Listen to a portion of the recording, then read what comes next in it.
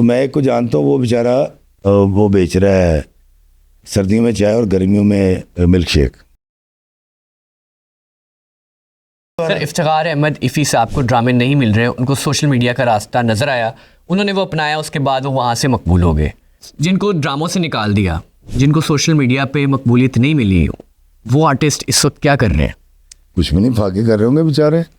उनके घर का चूल्हा कैसे चल रहा है, उनके बच्चे कैसे पल रहे हैं? कुछ को मैं जानता हूँ, एक बंदा है वो, उसने एक अच्छा एक्टर है। देखें, एक्टर सिर्फ फैसल कुरैशी लेवल का नहीं होते, एक्टर तो वो भी है ना जो आगे कहता है साहब जी गाड़ी आ गई है। ऐसे ही वो भी एक्टर है। जूनियर आर्टिस्ट होता है, सीनियर होता है, उससे सीनियर होता है, आप समझ रहे हैं? बिल्कुल एक्टर होते हैं। तो मेरे तो सारे आर्टिस्ट हैं, जो एक्टिंग करता है वो एक्टर है। अब आप मुझे बताएं, उनके घरों के खर्चे भी हैं, उनके बच्चे भी हैं, उनकी शादियां भी हैं। तो मैं एक को जानता हूँ, वो बेचारा वो बेच रहा है सर्दियों में चाय और गर्मियों में मिल्क शेक।